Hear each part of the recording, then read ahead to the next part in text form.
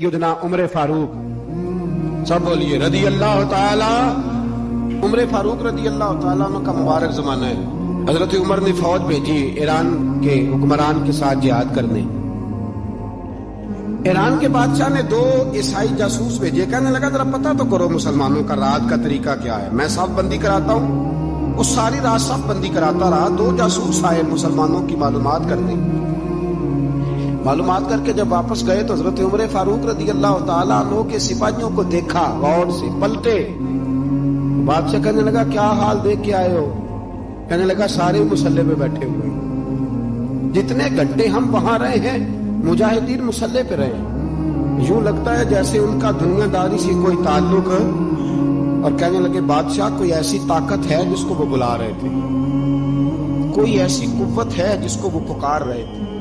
हमें भी वहां खड़े होके महसूस होता था कि हाँ कोई है जो आ जाएगा इनकी मदद के लिए, कोई है जो पहुंचेगा इनकी मदद करेगा। ईरान का बादशाह कहने लगा मुझे समझ आ गई है, वो जिस्म की ताकत से ही नहीं लड़ते, वो कोई गैबी ताकत है जिससे वो लड़ते। भाई वो गैबी ताकत भी तो हमारे पास हमने नाराज कर लिया ना, वो भी तो नहीं ना, मस्जिद का रुख भी तो कोई नहीं। और मैंने पिछले जुमे भी कहा था, फिर कहता हूं, वाहन हो गया उम्मत को। नबी पाक ने फरमाया उम्मत को वो क्या है, दुनिया से मोहब्बत हो गई है, मौत से कराहत हो, वाहन है। सहाबाए किराम को मौत से बड़ा प्यार था, मौत से बड़ी मोहब्बत कर। हमारी तरह नहीं, वो कहते थे मरेंगे तो मनो मट्टी, तो वहां ठीक है, अज़ाबे कब्र हक है। लेकिन मैं कहा करता हूं सालों के बाद जो परदेश से माँ के पास आए, माँ उसे अजाब नहीं देती, उसका माथा चूमा करती है। और भाई जो रब करीम की बारगाह में जाएगा, तेरा क्या ख्याल है, गल सड़ जाएगा?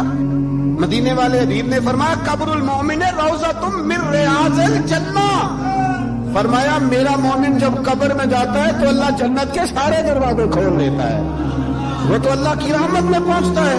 कौन कहता है मोमिन मर गए, वो तो कैद से छूटे अपने घर गए। कौन कहता है कब्र में अजाब है तो सिर्फ अजाब ही है, हाँ मुजरिम को सजा मिलेगी, लेकिन मोमिन हमेशा जहन्नम में, वो बिलाखिर जन्नत में जाएगा, बिलाखिर जन्नत में जाएगा। और किसी दरवेश ने बात की, वो करके चले गए, पर कमाल ही कर गए। कहने लगे दोज़ख में मैं तो क्या, मेरा साया ना जाएगा, क्योंकि रसूल पाक से देखा ना जाएगा। नबी पाक सैयद आलम अलैहिस्सलाम के गुलाम तो देखो ना, सारी जिंदगी उमर फारूक, बुखारी पढ़ो तो सही, सारी जिंदगी उम्र हर नमाज के बाद कहते थे अल्लाह मरजुकना शहादत फी सबीलिक, अल्लाह बिस्तरे पे मौत ना देना, मौत मुझे शहादत की देना। हजरत सैयदना मौला अली शेर खुदा करम अल्लाह ताला वजहुल करीम सारी जिंदगी कहते रहे अल्लाह, अली ने मैदान में उम्र गुजारी है, इससे शहादत की मौत अता फरमा। ओ भाई ये तो शहादतें मांगने वाले। हजरत इमाम हुसैन मैदान करबला में खड़े थे, शिमर कहने लगा हुसैन तेरी चारों जानिब मौत है। आप फरमाने लगे तुझे अभी हमारा पता ही नहीं, मौत से तो हमारा प्यार चलता है। और फरमाया ये शहादत तो हमारा पीछा करती है, पहुंच जाती है जहां हम होते हैं, मौत से डरा रहा है। मुसलमान का मरने को दिल नहीं करता, वरना वो इतनी बड़ी कोठी में कौन रहेगा। मरने को दिल इसलिए नहीं करता कि वो जो 6 करोड़ 10 करोड़ डॉलर लूट के रखे, मर गए तो खाएगा कौन।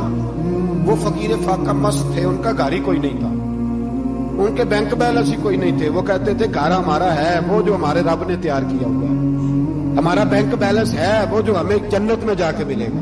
उनका तो ये खाता ही कोई नहीं था, इसलिए वो शहादत की। हजरत उमर बिन जमू रदी अल्लाह ताला अन्हु मैदाने ओहद में 4 बेटे लेके आए। कितने बेटे बोल के बताए? 4 बेटे लेके उमर बिन जमू आए, और खुद एक टांग से लंगड़े से आपी है, टांग छोटी है। हुजूर के सामने खड़े हुए कहा महबूबा मेरे 4 ही थे, मैं 4 ले आया हूं, कबूल कर ले। तो हुजूर ने फरमाया तू क्यों तलवार ओढ़े आया है, ये तूने क्यों गले में असला डाला हुआ है? कहा या रसूलल्लाह मैंने भी तो जाना है ना। तो हुजूर ने फरमाया 4 बेटे जो हैं। हजरत उमर बिन जमू ने बात की, सहाबा कहते हैं हम लबों से मुस्कुरा रहे थे, आंखों से रो रहे थे, क्या अजीब अंदाज है। हुजूर ने फरमाया उमर 4 बेटे जो आ गए तो तू रहने दे। हजरत उमर रो पड़े, कहने लगे महबूबा क्या लंगड़े जन्नत में नहीं जाएंगे? क्या हुजूर मैं लंगड़ा हूं तो मेरे लिए जन्नत कोई नहीं? मेरे हबीब पाक सैयद आलम सल्लल्लाहु अलैहि वसल्लम ने फरमाया अमर तो जरूर जन्नत में जाएगा। कहा महबूबा फिर बच्चे बाद में जाएंगे, मैं पहले मैदान में जाऊंगा। ایک بی بی 4 بیٹے لے کے آئی احد میں، کہا محبوبہ کل کمائی تھی میں لے آئی ہوں، میرے پاس کوئی اور شے ہوتی تو میں بچا کے نہ رکھتی، بیٹے دے کے نا حاضری لگوا کے تو واپس دروازے پہ لے گئی۔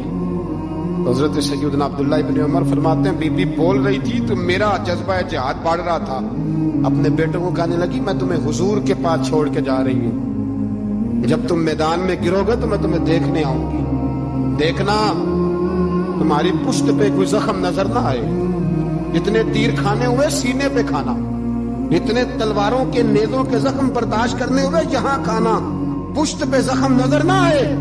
حضرت عبداللہ ابن عمر فرماتے ہو بی بی کی گفتگو میرا جذبہ جہاد بڑھا رہی تھی۔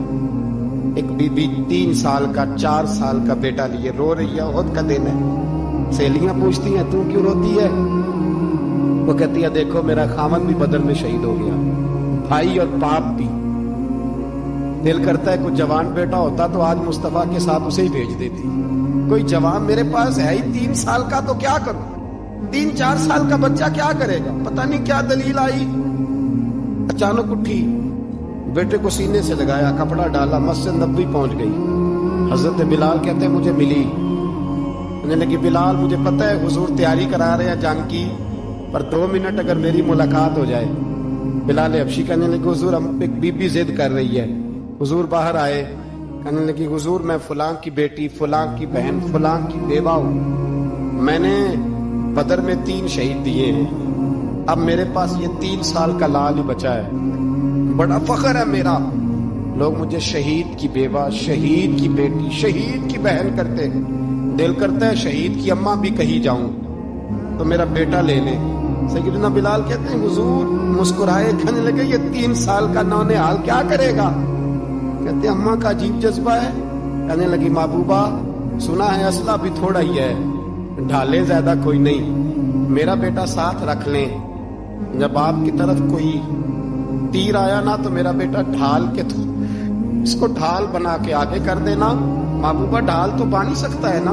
حضرت بلال فرماتے ہیں مصطفیٰ کریم نے فرمایا جا میں نے قبول کیا، قیامت کے دن بیٹا گھر لے جا، جب تیرا نام پکارا جائے گا تو شہید کی اماں کہہ کے پکارا جائے گا، جا تو گھر لے جا۔ کہتے ہیں چلتے چلتے ایک غریبنی اور آ گئی، اتنی سی اٹی بان کی، اتنی سی، بلال حضور سے ملاقات ہو جائے گی، نبی پاک آ گئے، کہا محبوبہ یہ غلبہ اسلام میں میرا بھی حصہ ڈال لے۔ حضور نے فرمایا یہ کیا ہے؟ کہنے لگے حضور خامد فوت ہو گیا، اولاد اللہ نے بے نیازی سے دی نہیں، سویرے چرخہ کاٹ کے رزق حلال کھاتی ہوں، میرے پاس نا یہ اتنا سا بان ہے، ایک گھوڑے کی لگام بن جائے گی، محبوبہ حصہ تو ڈال جائے گا نا دین کے لیے، میری قبولیت ہو جائے گی۔ میرے حبیب نے ہاتھ اٹھائے اور دعا مانگی، کہے اللہ جتنا تو میدان کے مجاہدوں کو اجر عطا فرمائے اتنا اس غریبنی کو بھی عطا فرما۔ حضرت عمر فاروق رضی اللہ تعالیٰ عنہ رات کا وقت چہرے پہ نقاب ڈال کے گلی میں گھوم رہے، میں بھی گلی میں نکلتا ہوں، آپ بھی نکلتے ہیں، لیکن مقصود یہ ہے کہ ذرا پتہ کریں باہر کی ہوا کیسی ہے، مقصود یہ ہے کہ پتہ کریں کہ آج برگر کس دکان کا اچھا ہے، معلومات کریں کہ محلے کی سیاست کس رخ جا رہی ہے، وہ بھی نکلتے تھے، لیکن مقصود یہ نہیں تھا، مقصد سمجھ گئے تھے نا، وہ اس لیے نکلتے تھے کہ پتہ کرو کوئی دکھی تو نہیں،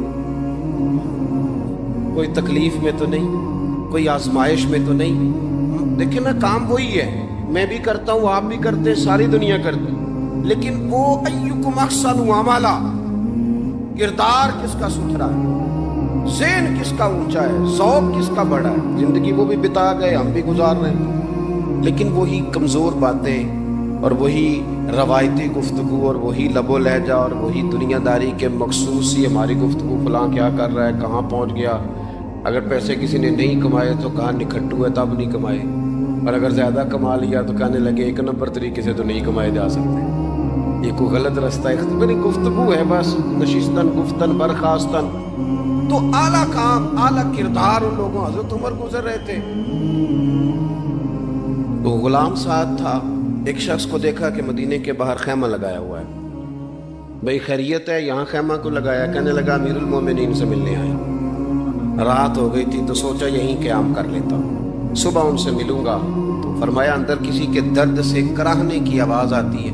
کہنے لگا میری بیوی ہے اور بچے کی ولادت کا وقت آ گیا. تکلیف میں حضرت عمر دوڑے گھر گئے, اپنی اہلیہ سے کہنے لگے نیکی کمانے کا ارادہ ہے؟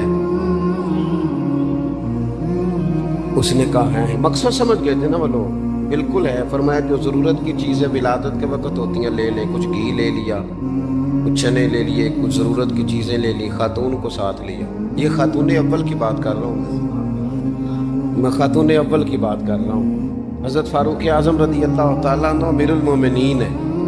حضرت عمر نے اپنی اہلیہ کو ساتھ لیا. جہاں وہ شخص تھا وہاں آئے. اہلیہ نے حضرت عمر کے ذمہ کام لگایا. آگ جلا لیں, یہ تیل لے لیں, فلاں فلاں چیز گھی میں ڈالنے بنانی شروع کر دیں. فاروق اعظم نے ہاتھ کے اندر پکڑا ہوا برتن, چمچہ, ڈوئی بھی آگ لے گئے. پنجابی ہے نا, تو وہ کام کر رہے ہیں, چلا رہے ہیں, آگ جلا رہے ہیں. خاتون اندر ڈیوٹی کر رہی ہیں. تو وہ شخص جو تھا نا جس کی بیوی تھی, وہ کہتا میں 2-3 دفعہ کا غلام ادھر آ, فلانی چیز بتا. میرے ذہن میں یہ تھا کہ امیر المومنین نے کو بندہ کھڑا کیا آنے جانے والے مسافروں کا خیال کرے. میرے ذہن 2-4 دفعہ میں نے اپنے لفظوں میں بات بھی کہہ دی, لیکن جب اندر میرے بچے کی ولادت ہوئی تو اندر سے میری بیوی بولی اور حضرت عمر کی اہلیہ بولی اور بول کے کہنے لگی امیر المومنین مبارک ہو, آپ کے دوست کو رب نے بیٹا دیا ہے.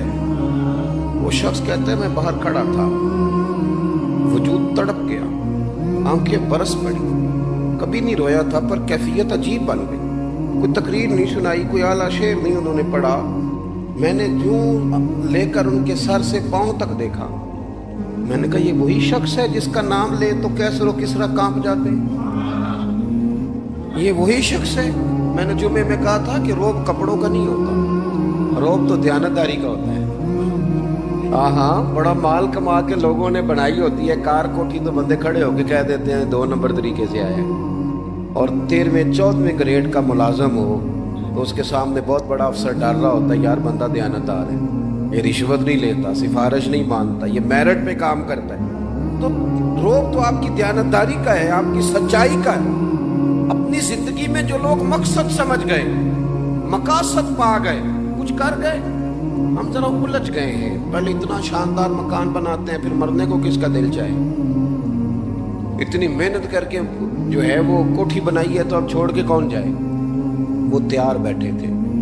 انہیں نبی کریم نے کہا تھا کن فی الدنیا کانک غریب او عابر السبیل, تم نے مسافروں کی طرح رہنا ہے. او میرے بھائی, کبھی دیکھا ہے ایئرپورٹ پہ مسافر لڑتا ہو کہ میں نے یہ جگہ خریدنی ہے؟ اسے پتہ ہے کہ ابھی فلائٹ آنی ہے, میں نے تو چلے جانا ہے. ریلوے اسٹیشن پہ جو جگہ ہوتی ہے وہ خریدنے کے لیے لوگ رٹا نہیں ڈالتے. انہیں پتہ ہے پہلی ٹرین سے چلے جانا ہے. بس سٹاپ پہ جھگڑے نہیں ہوتے کہ یہ کرسی میری ہے. جانا جو ہے مٹی دیں تے مٹی رہنا ہی. ایویں کادی بلے بلے, اج مٹی دے اتے بندے آتے کل مٹی دے تھلے. اتنا زیادہ مقصد نہیں نا جب سمجھتے تو بے چین ہے, بے قرار. بعض لوگوں نے اتنے پیسے جمع کر لیے کہ اتنے کھا نہیں سکتے, اتنی ضرورت نہیں, لیکن اس کے باوجود ہے کہ وہ دوڑ ختم ہونے کا نام ہی نہیں لے رہے. حضرت صدیق اکبر رضی اللہ تعالیٰ عنہ امیر المومنین ہے. بادشاہوں کے بڑے بات ہوتی ہے. ہمارے ملک میں ایسے بھی بادشاہ گزرے ہیں کہ جو سفر پہ جاتے تھے تو خانساہ میں بھی لے جاتے تھے, باورچیوں کو بھی لے کے جاتے تھے کہ کھانا میری مرضی کا ہونا چاہیے. حضرت ابوبکر صدیق نے پانی مانگا, امیر المومنین, تو صحابہ نے نہ شہد ملا پانی پیش کیا. کوئی اتنی لمبی بات تو نہیں, لیکن صدیق اکبر رو ہی پڑے, اور اتنا روئے کہ ہچکیاں بن گئی. لوگ کہتے ہیں پتہ نہیں تھا کس بات پہ رو رہے ہیں, پر ہم بھی رو پڑے. حضور آپ کیوں روتے ہیں؟ تو آپ فرمانے لگے یار مجھے آسانیوں میں مبتلا کرنے لگے, مجھے ان دنیا کی لذات میں الجھانے لگے. اور میں حضور کی بارگاہ میں بیٹھا تھا, اللہ کے رسول فرما رہے تھے پیچھے ہٹ جا, پیچھے ہٹ جا, پیچھے ہٹ جا. میں نے پوچھا حضور آپ کس کو کہہ رہے ہیں؟ حضور فرمانے لگے دنیا میرے پاس آئی تھی, وہ قریب کرنا چاہتی تھی مجھے, تو میں نے اسے کہا پیچھے ہٹ جا, میرے نیڑے نہ آنا, دور ہٹ جا. وہ ہٹ تو گئی ہے پر جاتی دفعہ کہہ گئی ہے سونیاں آپ تو بچ گئے ہیں, پر آپ کے بعد والے کیسے بچیں؟ تو مجھے سینے سے لگا لے, گلے سے لگا لے. مقصد نہ سمجھے، اعمال کا حسن پیدا کریں۔ اگر انسان کا مقصود مال کمانا ہے تو اگر مال مل گیا تو اس کے بعد پھر کیا کرے گا؟ کسی نے طے کر لیا تھا کہ بہت بڑی گاڑی اور بہت بڑا بنگلہ مجھے چاہیے، تو وہ بنگلہ اسے مل گیا، گاڑی آ گئی۔ اب تو مقاصد کیونکہ طے نہیں ہوتے، تو جو چیز انسان چھوٹا سا مقصد طے کرتا ہے وہ اسے حاصل ہو جاتا ہے۔ میں نے ملک سے باہر جانا ہے، گھر سیٹ کرنا ہے، ساتھ والا پلاٹ لینا ہے، ہو گیا سارا کچھ، تو اب وہ پھر انسان بے چین ہو جاتا ہے، پریشان رہتا ہے، کہتا ہے سمجھ نہیں آتی مطلب مقصود کیا ہے۔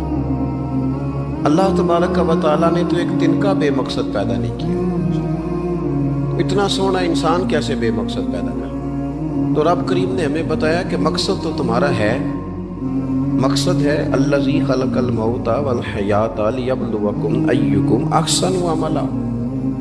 اس نے موت اور حیات اس لیے پیدا کی ہے تاکہ پتہ چلے تم میں اچھے عمل کون کرتا ہے،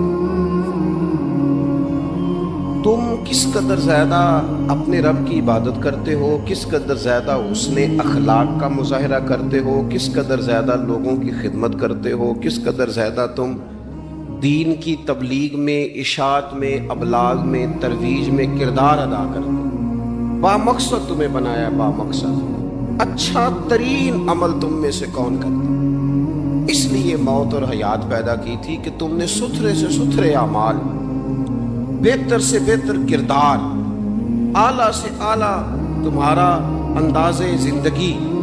دیکھیں ہم نے لوگوں کے ساتھ مل کے رہنا ہوتا ہے، بہت ساری چیزیں ایسی ہوتی ہیں کہ جو تکلیف کا سامان بنتی ہیں۔ اب انہی لوگوں کے ساتھ اللہ نے ہمیں مل کے رہنے کا حکم دیا، ان کے حقوق ادا کرنے کا حکم دیا، تو ساتھ ساتھ نہ درگزر کا بھی کہا، معافی کا بھی کہا۔ جب انسان معافی کر دینے والا ہو جاتا ہے، درگزر والا ہو جاتا ہے، تو پھر وہ بڑا ہو جاتا ہے، بڑے دل والا ہو جاتا ہے، بڑے حوصلے والا ہو جاتا ہے، بڑے ضرب والا ہو جاتا ہے، اس کی زندگی حسین ہوتی۔ تو یہاں آئے تھے کچھ کام کرنے، وہ جو ہم نے مقصود بنائے تھے نا، مطلب اچھے کپڑے، اچھی دنیا داری، اچھی گاڑی، اچھا موبائل سیٹ، وہ چونکہ مقصود نہیں تھا تو ان چیزوں کے حصول کے باوجود بھی لوگ پریشان ہیں۔ مقصود یہ تھا کہ بہترین عمل، سونا عمل، اعلیٰ ترین عمل، میرے رسول پاک صلی اللہ علیہ وسلم کے غلاموں نے نا وہ عمل کر کے دکھایا۔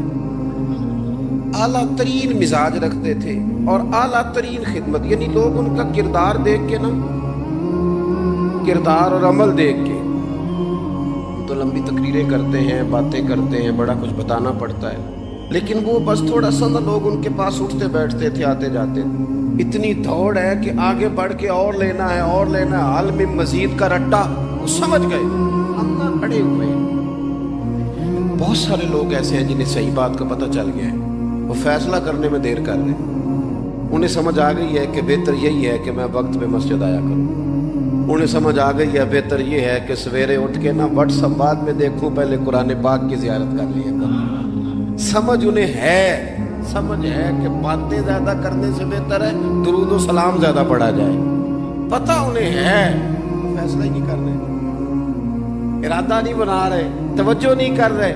جب بہت زیادہ بندہ دنیا داری میں الجھ جاتا ہے نا، بہت زیادہ، آسانیاں تو بندے کو جینے نہیں دیتی۔ پہلے انسان کہتا ہے کہ موٹر سائیکل ہو جائے نا تو چلو سفر آسان ہوگا، پھر موٹر سائیکل کہتا ہے ٹائر 2 ہیں، 4 ٹائروں والی ہونا، چلو مہران ہی ہو جائے خیر ہے، لیکن مہران میں بیٹھتے ہی اسے خیال آتا ہے کہ اس کی تو سیٹیں تنگ ہیں، پھر اس سے بڑی گاڑی چاہیے۔ یہ روز دوڑ ہے، 5 فقیروں کسے نہیں ماریا، اے ہوئی چور اندر دا، یہ دوڑ ہے، یہ ختم۔ حضرت ابوبکر صدیق رضی اللہ تعالیٰ عنہ امیر تھے، ہمیں تو نا جی ایک سے ایک کھانا، اور آج یہ نہیں کھانا، آج میری مرضی کا کھانا، یہ میری مرضی کا، یہ میرے بچے کی مرضی کا، یہ فلانے کی مرضی کا، وہ خواہشات کا انبار، اور نفس بچے کی طرح ہوتا ہے، خواہش پوری کرو تو فوراً ہی دوسری بھی بتا دیتا ہے، دوسری پوری کرو تو تیسری کی بھی خبر دے دیتا ہے۔ ہم نا جو کہ الجھ جاتے ہیں، پھر وہ الجھاؤ ہمیں باہر نہیں نکلنے دیتا۔ اگر تھوڑا تھوڑا کر کے، میرا مطلب یہ ہے کہ زندہ رہنے کے لیے روٹی کھانی ہے نا، مثلا روٹی کا لطف کتنی دیر ہوتا ہے، جتنی دیر منہ میں چباتے ہیں، اس کے بعد खत्म। तो कपड़ा तो पहनना था बदन छुपाने के लिए, इसमें वो किधर से आ गई सारी कहानियां जो आज बन गई। और इतने मैंने अजीबोगरीब निज़ाम देखा है कि नौजवान है, अच्छा भला सियाना आदमी, कपड़े उसने ताज़े सिलवाए हैं और 99 लोगों ने कहा सही लग रहा है, तो सिर्फ एक ने कहा नहीं ठीक लग रहा है। वो परेशान हो जाता है, कहते भी इसका कुछ करूं। क्यों? इसलिए कि यही सारा मकसूद समझ लिया है, कपड़े पहनना, इसी में उलझ जाना। मैं अक्सर दोस्तों से कहता हूँ, मैं खुद किसी दूसरे की बात नहीं करता, बहुत ज़्यादा उम्र नहीं मेरी, मैं खुद जाया करता था। शादी कोई आ गई तो 2-3 दिन पहले अब्बा जी कहते थे पुराने जूते कुछ गंडवा ला, कुछ पॉलिश करा ला, तोड़े में डाल के जाना मोची के पास, उसने कुछ सेट कर देने। अब कहाँ रह गया जी ये काम? छुट्टी नहीं हो गई। अब कौन सा ऐसा सिलसिला है? वो जो कहीं से कपड़ा थोड़ा फट जाता था ना, तो अम्मा उसको इस तरह पेबंद कराती थी कि डिज़ाइन भी बन जाता था और काम भी चल जाता। किधर गया वो दौर? लेकिन तकलीफ देख लें, आज पहले से ज़्यादा है, लड़ाई पहले से ज़्यादा है, आजमाइश पहले से ज़्यादा है। क्यों? जितनी भी ख्वाहिशात आप बढ़ाते जाएंगे ना, मकसद फौत होता जाएगा। जितनी भी मकसूद सफ़र करना है, गाड़ी दिखाना तो मकसूद नहीं, लेकिन हमें वो वाली गाड़ी चाहिए कि लोग एक दफ़ा उंगली मुंह में डालें कि वो इस गाड़ी में बैठा हुआ है। हम मकसद से पीछे हटेंगे जब फिर तकलीफ में आएंगे, फिर आजमाइश। ज़िंदगी में हमने जो चीज़ें मैनेज की हैं वो सारी दूसरों के लिए, हमारे लिए कोई शय भी नहीं। वलीमे पे गए ताकि बरादरी राज़ी हो जाए, ताज़ियत के लिए गए ताकि मोहल्ला राज़ी हो जाए, फलाना काम किया ताकि लोग जो हैं वो मेरे हक में हो जाएं। सारी ज़िंदगी दूसरों के लिए जी के गुजार दी, और आपने 99 नेकियां की, एक खामी आई तो लोग तो वो थे जो फिर बिगड़ गए। बेहतर नहीं बंदा रब को ही राज़ी करे। वल्लाहु व रसूलुहु अहक्कु अन युर्दू, अल्लाह और उसके रसूल का ज़्यादा हक है कि उन्हें राज़ी किया जाए, उनका ज़्यादा हक। अपनी ज़िंदगी में मामलात को तरतीब दें, एक मखसूस ज़हन बनाएं, इतना सवेरे कुरान शरीफ पढ़ना है, इतना दरूद पाक, और ये राज हो हमारा और हमारे रब का, ये राज हो इतनी देर मुसल्ले में बैठना है। मेरे एक दोस्त है डॉक्टर साहब, में बैठा था तो वो एक शख्स को कह रहे थे तेरे दिल में कुछ बातें हैं, निकाल दे ताकि तेरी टेंशन रिलीज़ हो जाए, तेरी सेहत ठीक हो जाएगी। तो बंदा कह रहा था अच्छा ठीक है डॉक्टर साहब। तो मैंने कहा कि अगर आप इजाज़त दें तो एक बात मैं भी कर लूँ। ने कहा आप भी कर लें। तो मैंने कहा डॉक्टर साहब कुछ तो बड़े ज़ाती और निजी होते हैं, बंदा किसी के सामने कह ही नहीं सकता, बड़े ज़ाती किस्म के होते हैं वो। आप किसी के सामने इतना मर्जी कोई करीबी हो, वो बंदे की अपनी अंदर की कुछ ऐसी तकलीफें होती हैं अंदर की, आजम गंडा दे विच गंडा दस केड़ी केड़ी खोला, बड़े मसले होते हैं, आप कैसे बयान कर सकते हैं, सवाल ही नहीं पैदा होता। तो कहने लगा पीर साहब हाल तो होगा ना। मैंने कहा बिल्कुल है, हमें हमारे दीन ने दुआ सिखाई है, जो किसी से नहीं कह सकते वो अपने रब से कह दो, अल्लाह के हुजूर अर्ज कर दो, कशकोले तलब दराज करके कह दो मालिक यहाँ यहाँ परेशान हूं। वो बड़ा करीम है, अता भी करेगा और पर्दा पोशी भी फरमाएगा। अपने अल्लाह के साथ अपना ताल्लुक मजबूत करें, अपनी जिंदगी में हुस्न आमाल का पैदा करें, आमाल का, कहानियों का नहीं, बातों का नहीं, तस्वीरों का नहीं, नई से नई पिक्चर का नहीं, आमाल का। और खूबसूरत तरीन तरीका हो। देखे ना, मुश्किल से भी तो नमाज पढ़नी है ना। सवेरे अब्बा बड़े गुस्से में थे तो फिर मुझे उठना ही पड़ा, तो इस तरह भी तो पढ़नी है। तो अगर बंदा ज़ौक़ से उठे और ज़रा सोना करके वज़ू करे और ज़रा सही करके मुसल्ला बिछाए और सजदा करे तो ज़रा ज़ौक़ से करे, मुझे सोज दे, मुझे साज दे, मुझे नीम शब का न्याज दे, दमे सजदा खुद को मैं तोड़ दूं, मुझे ऐसा ज़ौक़ नमाज दे। इस ज़ौक़ के साथ आगे बढ़े। मकासद जब बंदा समझ जाता है ना, मकासद, फिर उसके लिए आसानी होती है। मैंने अर्ज़ किया था ज़्यादा बातें नहीं करनी, मकसूद तो एक पैगाम देना है। अब हमने जाने वालों के लिए क्या करना है? एक तो ये कि अपना मकसद ठीक करना है कि जो रुखसत हो गए, अपने बुजुर्गों को ना याद रखें। असल काम है उनको, बोल के बताइए। साल के बाद खत्म, बड़ी अच्छी बात है, ससमाही, शशमाही, सहमाही सब ठीक है, उनको याद रखें। हुजूर ना याद रखते थे, अपनी वालदा का जिक्र करते थे, अपने वालिद की बात करते थे, अपने दादा का जिक्र करते थे। अपने जाने सैयदा खतीजतुल कुबरा रदी अल्लाह ताला ना विसाल कर गई तो हजरत आयशा कहती हैं हुजूर अक्सर घर में उनका जिक्र करते। अपने बुजुर्गों को याद रखें, ان کا ذکر کریں. ان کو نا والد کے لیے نا والد ہونا شرط ہے, پی ایچ ڈی ہونا شرط نہیں. والد کے لیے والد ہونا شرط ہے, مفتی ہونا شرط. والد ان پڑھ بھی ہو تو بچے کو سمجھانے کا سلیقہ سے اللہ اسے عطا کاری دیتا ہے. ماں بالکل ان پڑھ بھی ہو تو بچوں کو سمجھانے کا طریقہ اللہ اسے ان سے سیکھیں. میرے والدہ اور والدہ دونوں اپنا نام نہیں لکھ سکتے تھے, تو میں اپنے دوستوں سے کہتا ہوں مجھے کبھی موقع ملے تو میں کئی جلدوں میں کتاب لکھ سکتا ہوں اپنے ماں باپ. اس لیے کہ وہ جو ہمیں سکھا گئے, جو بتا گئے, وہ انہی کا خاصہ تھا.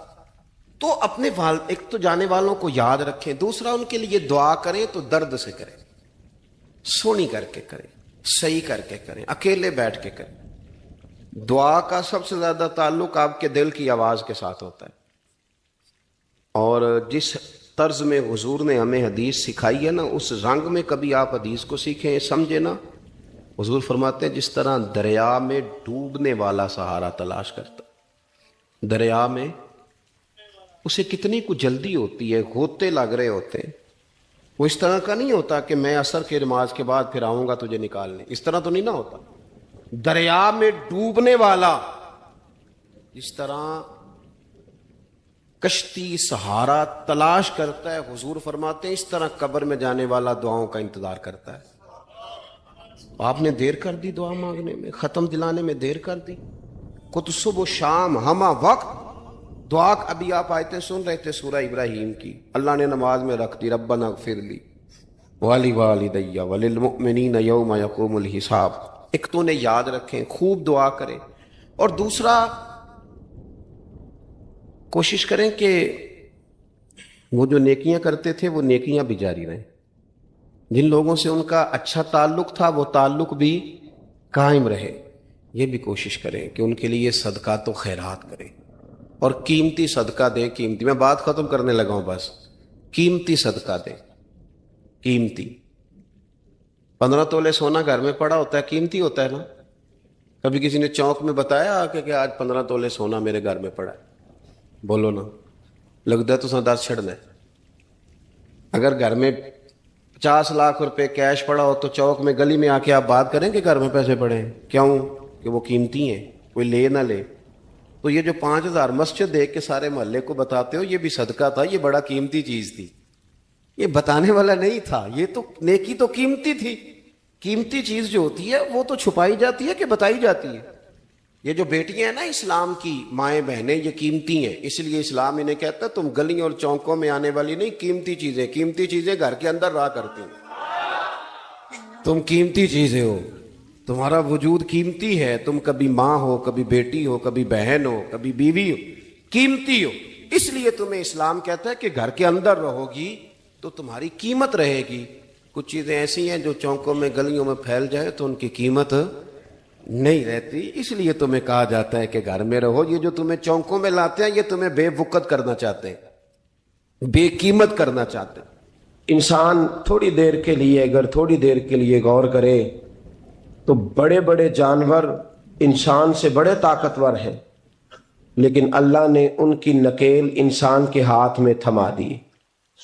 اتنا بڑا جہاز ہے, ٹنوں وزن لے کے چل رہا ہے, انسان کے بس کی بات نہیں کہ وہ کئی لوگ لگ کے بھی اس کو اٹھا سکیں, لیکن اللہ نے اس کے قبضہ و اختیار میں کر دیا ہے.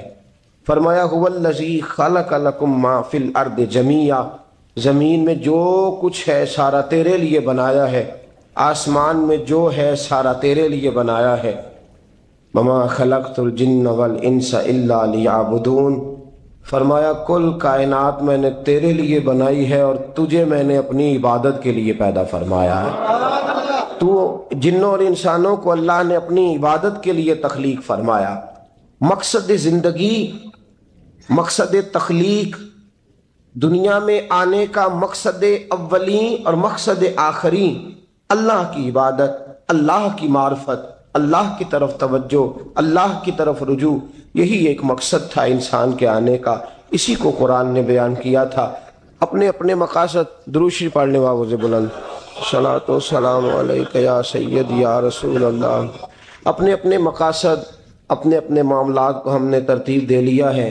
صبح سے شام تک کے معاملات سارے کے سارے ہمارے ذاتی، نجی اور ہمارے اپنے بنائے ہوئے مقاصد کے تحت گزر رہے ہیں، حالانکہ رب کریم نے فرمایا کہ انسان، میں نے تجھے اپنی عبادت کے لیے بنایا ہے، اپنے لیے تجھے بنایا ہے، تو میری بارگاہ میں سجدہ ریز ہو، تو میری بارگاہ کی طرف توجہ کرے، تو میرے لیے تسبیح پڑھے، تو تحلیل کے جملے بولے، تو تکبیر کہے، تو میرے محبوب پہ نازل ہونے والے قرآن کی تلاوت کرے۔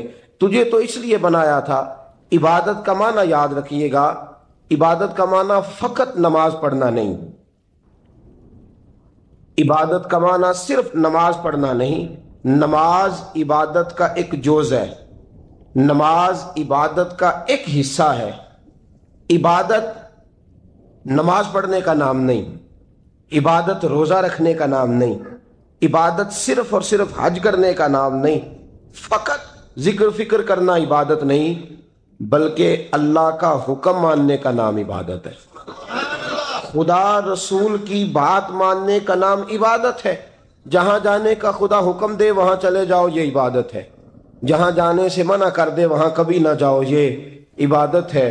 اگر نماز پڑھنے کا نام ہی عبادت ہوتا تو پھر فجر کی فجر کے وقت کیوں پڑھنی پڑتی، پھر ظہر میں ہی کیوں فرض ہوتی، پھر عصر کا وقت مغرب میں جا کے کیوں نہ شروع کیا جاتا، پھر انسان کی مرضی تھی جب پڑھ لیتا۔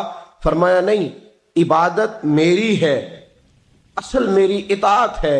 میں جب کہوں کہ یہ فجر کا وقت ہے تو تجھے فجر مان کے پڑھنا، جب کہوں ظہر کا وقت ہے تو ظہر مان کے۔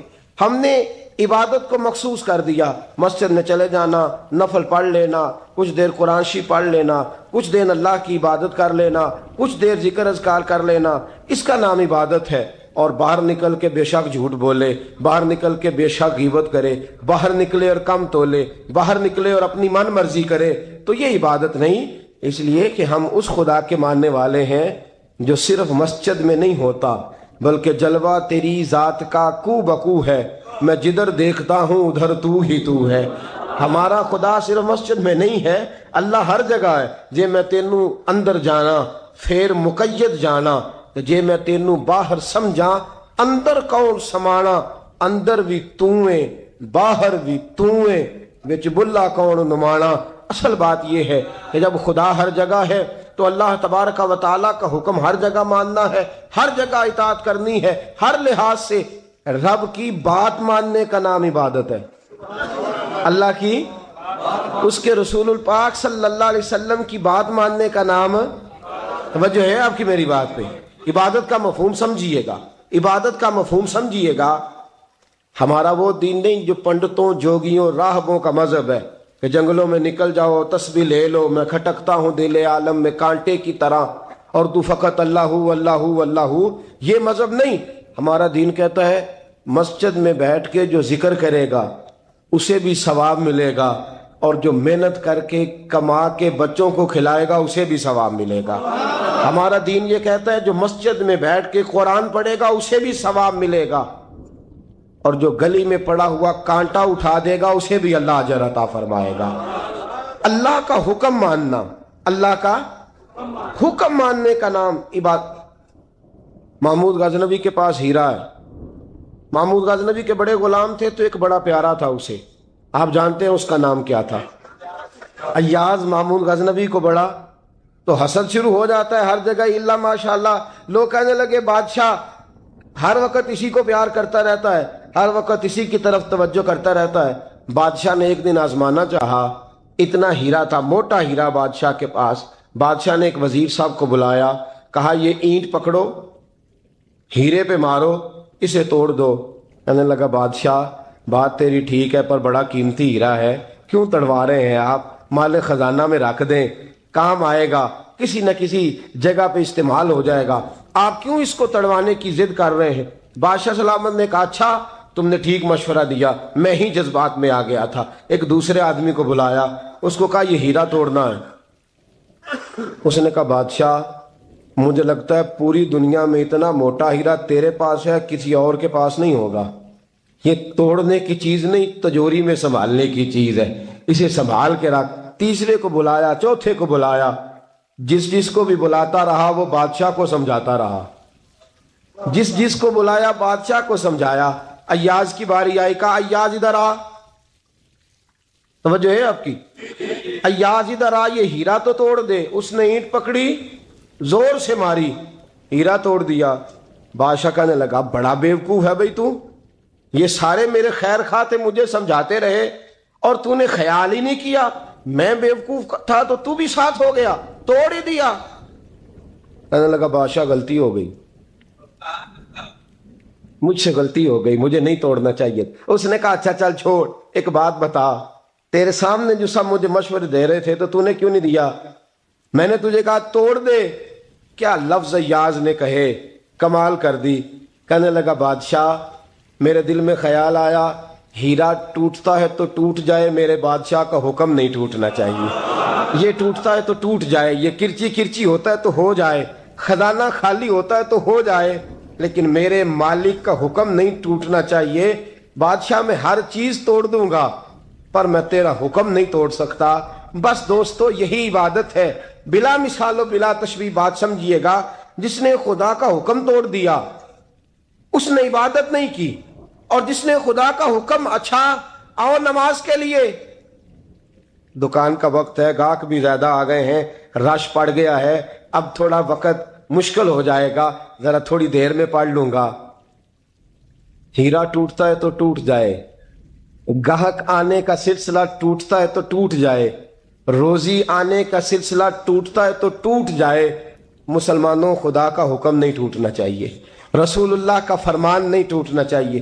میرے رسول پاک صلی اللہ تعالی علیہ وسلم کا اقبال نے کیا کہا, کہنے لگا اے طائر لاہوتی, اس رزق سے موت اچھی جس رزق سے آتی ہو پرواز میں کوتاہی.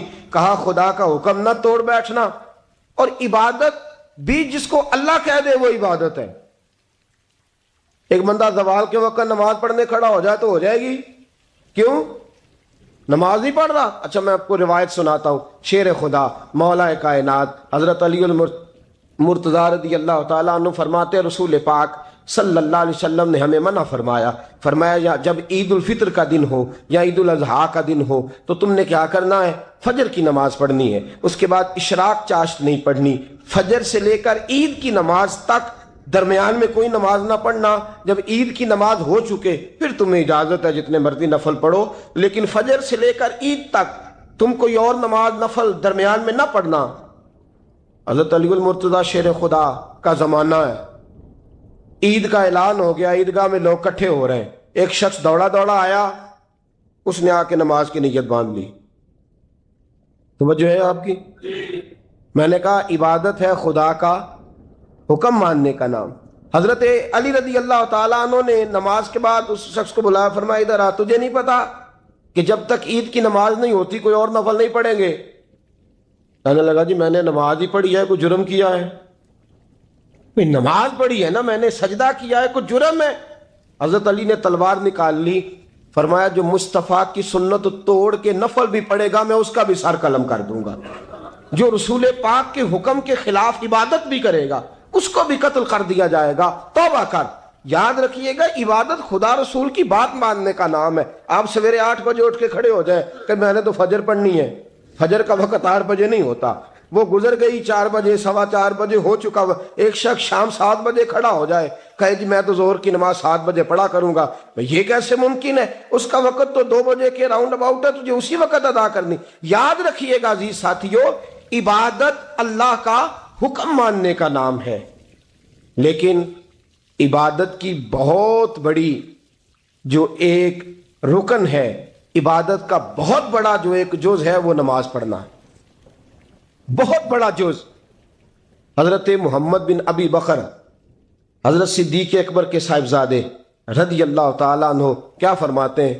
فرماتے ہیں مسلمانوں بڑے نصیبوں والے ہو, بڑے نصیبوں والے ہو, تمہیں تو اللہ کی بارگاہ میں جانے کے لیے اجازت ہی نہیں لینی پڑتی, اللہ نے تمہارے لیے دروازہ ہی کھول دیا ہے.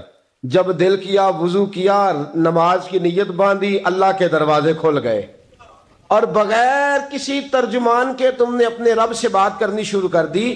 عبادت ایسی نعمت ہے, اللہ کی بارگاہ میں کھڑے ہونا, سجدہ کرنا اتنی بڑی فضیلت کی بات ہے یہ حدیث میرا خیال ہے آپ کو کبھی بھولنی نہیں چاہیے. سید عالم نور مجسم شفیع معظم صلی اللہ علیہ وسلم نے فرمایا بتاؤ اگر کوئی کسی کے گھر مہمان جائے تو میزبان اس کے ساتھ کیا سلوک کرے گا؟ تو صحابہ کہنے لگا یا رسول اللہ جتنا میزبان اچھا ہوگا اتنا ہی اچھا سلوک کرے گا، جتنا وہ اعلیٰ ہوگا اتنا ہی اعلیٰ سلوک کرے گا، جتنا وہ عرفہ ہوگا اتنی ہی اس کی بات بھی بڑی ہوگی. نبی پاک صلی اللہ علیہ وسلم نے فرمایا جو مسجد جاتا ہے وہ اللہ کا مہمان ہے. جو مسجد جاتا ہے وہ اللہ کا مہمان ہے. فرمایا میزبان کے ذمے ہے کہ مہمان کے اوپر رحمت کرے، کرم کرے. فرمایا جب تو مسجد جاتا ہے تو خدا بھی رحمتوں کے دروازے کھول دیتا ہے، اللہ تیرے لیے فضل کے دروازے کھول دیتا ہے. نبی پاک صلی اللہ تعالی علیہ وسلم نے فرمایا جب تو اپنے گھر سے مسجد جانے کے لیے ابھی نکلتا ہے، ابھی تو گیا نہیں، ابھی تو نکلا ہے، فرمایا تو نے سیدھا پیر اٹھایا ہے تو تیرا ایک درجہ بلند ہو گیا ہے، تو نے الٹا قدم اٹھایا ہے تو تیرا ایک گناہ معاف ہو گیا ہے، پھر تو نے سیدھا قدم اٹھایا ہے تو تیرا ایک درجہ بلند ہو گیا. اپنی اپنی طبیعت ہے نا. حضور نے حدیث سنائی، حضرت سیدنا اسید بن حضیر رضی اللہ تعالیٰ عنہ دیہاتی آدمی تھے، مسجد نبوی سے دور گھر تھا، مسجد آنے جانے کے لیے گدھا رکھا ہوا تھا، گدھے پہ بیٹھ کے مسجد آتے تھے، نماز پڑھ کے اسی پہ بیٹھ کے لوٹ جاتے تھے. جس دن حضور نے فرمایا نا ایک قدم پہ ایک گناہ معاف ہوتا ہے، ایک قدم پہ ایک نیکی ملتی ہے، گدھا گھر ہی چھوڑا ہے. صحابہ کہنے لگے یار دور کا تیرا سفر ہے، تم آرام سے گدھے پہ آ جا. کہنے لگے کیوں؟ میں کیوں گدھے پہ آؤں؟ میں تو روز پیدل آؤں گا، تم سب کے تھوڑے تھوڑے گناہ معاف ہوں گے، تھوڑے تھوڑے درجے بلند ہوں گے. میں نے چونکہ دور سے آنا ہے اللہ میرے زیادہ گناہ معاف فرمائے گا، میرے زیادہ درجے بلند فرمائے گا، میرے اوپر زیادہ کرم نوازی فرمائے گا. جو مسجد کی طرف چل کے آیا ایک ایک قدم پر اللہ اس کے درجے بلند کرے گا، ایک ایک قدم پہ اللہ اس کے گناہ معاف کرے گا.